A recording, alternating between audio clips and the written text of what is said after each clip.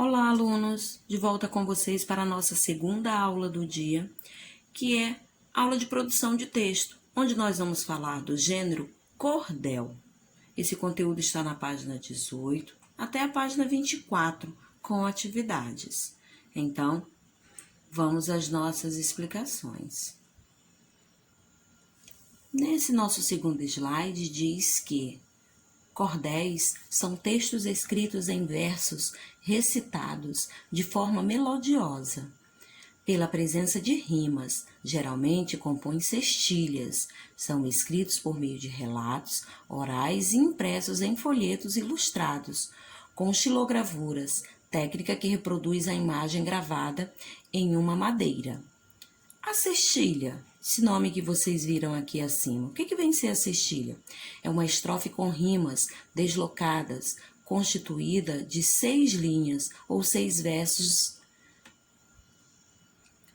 de 7 sílabas. Estilo muito usado nas cantorias, onde os cantadores fazem alusão a qualquer tema ou evento e usando o ritmo de baião. E aí vocês, passando agora para o livro de vocês, vocês podem ver, uma xilogravura. Como disse aí, xilogravuras são técnicas que reproduzem a imagem gravada em uma madeira. Então, essas imagens, principalmente imagens do sertão, são feitas aí nessas madeiras, tá? Desse jeito aí. E como é que elas são passadas, né? São passadas em forma de carimbos.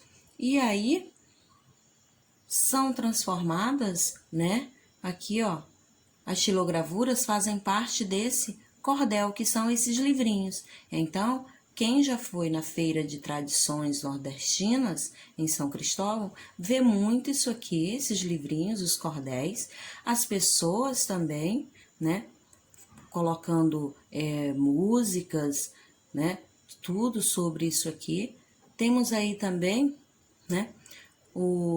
os cantores, com as suas violas, cantando, alguma coisa tipo que está sendo muito comentado. Eles tiram ali a letra de uma música rapidamente e começam a fazer ali o seu cordel, começam a cantar as suas músicas dentro dos assuntos atuais ou de assuntos que já se passaram, histórias que já se passaram no sertão, no Nordeste em si. Falam de pessoas de grande influência no sertão, da vida do sertão, e assim vai, eles vão compondo essas músicas aí. Então, vocês podem ver uma imagem muito, muito bonita, de uma família, uma mãe e um filho indo para casa. Temos também de pessoas saindo, do sertão, procurando um lugar melhor para morar, pessoas em cactos, E aí eles vão representando essas imagens aí em vários momentos, durante o cordel e dependendo do que eles estão falando. E aí eu tenho um texto que é da Ieda Rocha, que diz o valor de uma criança. A criança é um ser divino, seu coração, vai além daqueles muros e cercas que em nossas casas tem, acolhendo alegremente aos nossos amigos que quer bem. Carrega dentro de si um grande potencial que, sendo desenvolvido de um modo natural, ultrapassa as barreiras deste mundo desigual. Traz dentro do coração a marca da liberdade, pois age naturalmente, com toda simplicidade. Se zanga, também perdoa, conforme a necessidade. Ela não tem cerimônias e, com naturalidade, expressa seus sentimentos. Bela criatividade, aproveita e desfruta dos benefícios da idade. Se está feliz e alegre, porém quando fica triste, é preciso paciência, pois ela também insiste querendo que todos saibam a razão por que resiste. Continuando, aí diz que apenas por querer um pouco de atenção, que se faz tão necessária, mas em certa ocasião passa até despercebida, por parte do guardião, seja pai ou mãe, babá, titia. É preciso dar carinho e atenção no dia a dia, dando também os limites para crescer bem sadia, pois criança é um outro, seu futuro é decente, contudo, neste caminho ainda é dependente dos pais e educadores, do seu agir competente. Ajuda a crescer e também a se humanizar, construindo sua história com ousadia de sonhar, para, no chão de sua vida, novos sonhos vislumbrar, sendo então protagonista em sua realidade, acolhendo sua história para viver com liberdade, encontrando através dela o que é felicidade. O que não se pode comprar, vender ou negociar, pois está em cada ser e no modo de amar. Se surge naturalmente, se valores cultivar. Mas no mundo desigual, adolescente e criança, que são da classe mais pobre, vivem sem ter confiança, pois precisam trabalhar em busca de uma mudança, alimentando a esperança de matar a sua fome. Umas estão nos semáforos, nem sabemos o seu nome, outras tantas pelas ruas que sua vida consome. E aí, né, é da Ieda Rocha, O Valor de uma Criança. Então, alunos, como eu falei para vocês, tem rima, aí nesse poema que eu li para vocês, tem rima, né? Fala aí de uma criança, né? Fala da atenção que devemos ter com vocês, do amor que devemos dar. Fala também que vocês são felizes e são alegres, porém, quando ficam tristes, precisamos ter paciência, né? Precisamos ter paciência com vocês e tentar saber, tentar resolver o problema, né? Mas vive com simplicidade, né? Tem um bom coração, enfim, falam verdades de vocês, falam de como vocês são realmente, né? Esse poema aqui da Ieda Rocha, né? E que cada criança tem o seu jeito aí de amar, mas que infelizmente o mundo é tão desigual que enquanto tem muitas crianças com sua família, vivem em sua casa, vivem muito feliz, né? Indo à escola, se alimenta muito bem. Tem outras que são abandonadas, né?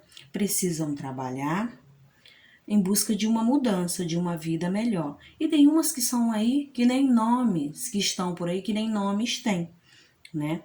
E que a vida vai as consumindo, elas vão vivendo sem ter a esperança de um mundo melhor, né? Sem saber o que será do dia de amanhã.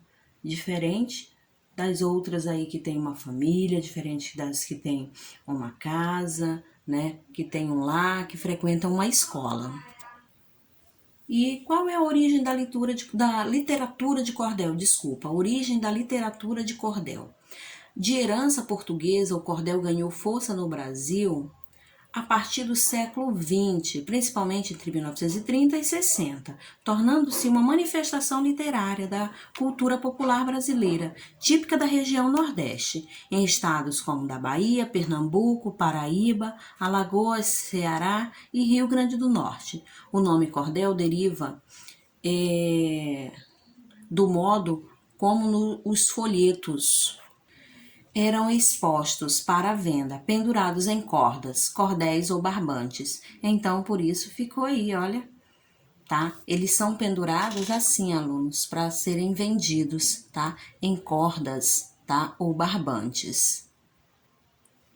Agora vamos ver como é que são ilustrados, como é que são feitos esses cordéis. Os cordéis são ilustrados por meio de uma técnica de gravura, na qual se utiliza a madeira como matriz, né? Como se fosse um carimbo, que possibilita a reprodução da imagem gravada sobre o papel ou outro suporte adequado. Xilogravura ou xilografia, como são chamadas, a xilogravura manteve sua tradição popular no Nordeste do Brasil, ilustrando a literatura de cordel. Hoje os cordéis podem ser confeccionados também em gráficas e vendidos em feiras de artesanato. Mas o jeito que eles começaram a ser vendidos, produzidos em nosso país, foi como vocês estão vendo aí nessa imagem. Na madeira, desenhados assim, né? Passado uma tinta e depois era carimbado no papel e ficava exatamente como vocês estão vendo aí nessa última imagem.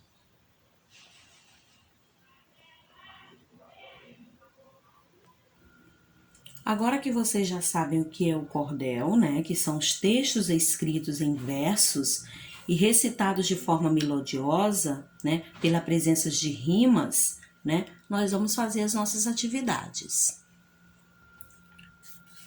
Lá na página 22 diz o seguinte: na quarta estrofe, a autora fala que a criança aproveita os benefícios da idade. Para você, quais são os benefícios de ser criança? E você vai colocar aí sua resposta pessoal. Você leu que a cestilha é muito utilizada nos cordéis. O cordel lido apresenta cestilhas? Justifique sua resposta. E aí você vai colocar, né, se sim ou não, e, né, vai dizer aí por quê. E aí você vai lembrar lá do que são as cestilhas. Tem no livro e eu também falei, né, no slide, tá? No 3, leia novamente a estrofe abaixo, represente-a por meio de desenho, como se estivesse fazendo uma xilogravura. Então, você vai ver aí nesse slide que eu tô mostrando mesmo, já tem uma xilogravura.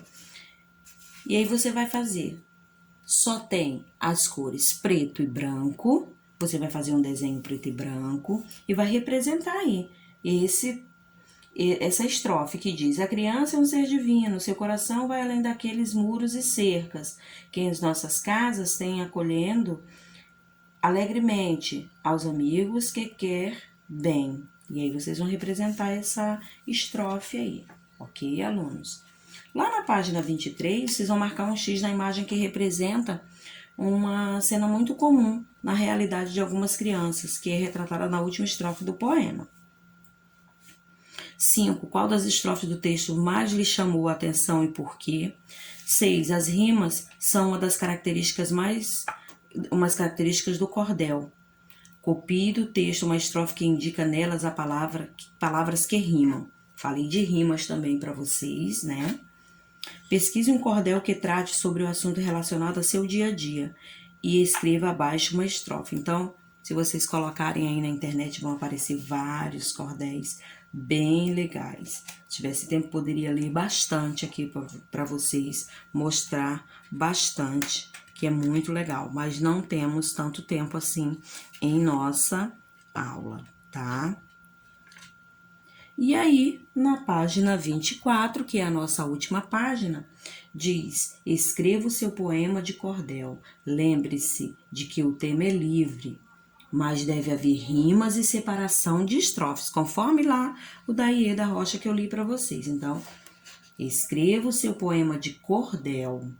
Lembre-se de que o tema é livre, mas deve haver rimas e separação de estrofes. Então, você vai fazer o seu, você vai escolher o tema, mas tem que ter rimas e separação de estrofes. Tia, eu posso fazer então somente com 4 estrofes? Pode. Posso fazer com 3? Pode. Desde que tenha rimas e a separação aí das estrofes.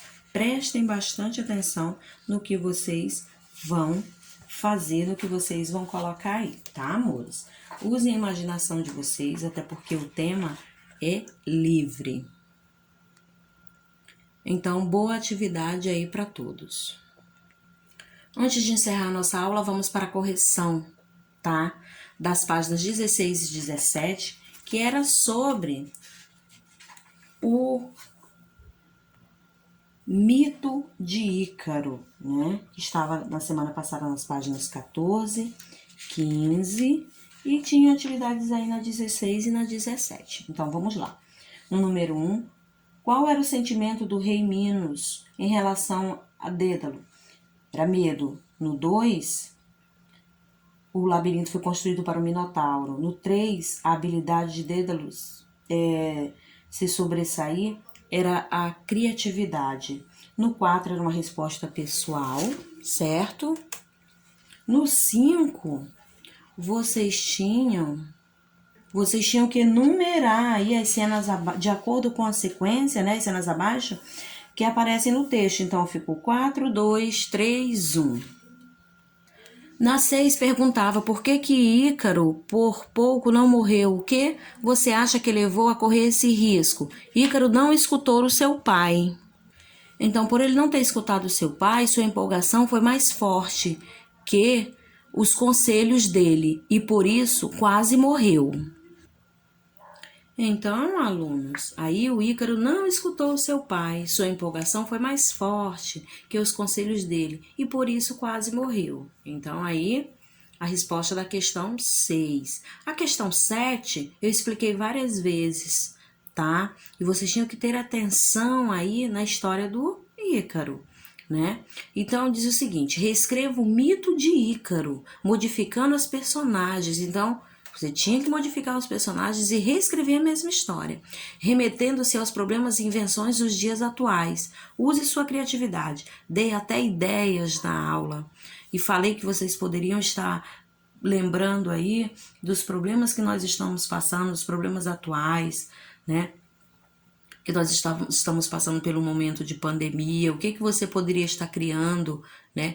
Dentro disso aí, que invenções são essas? Dê essa ideia para vocês, tá? Então, quem usou outra ideia aí, ótimo, eu quero que escrevam, eu quero que tenham feito a atividade, modificando aí os personagens e usando toda a imaginação de vocês, tá, alunos? Então, a questão 7 é uma resposta pessoal. Então, a nossa aula se encerra aqui. Beijos, fiquem com Deus e até a próxima.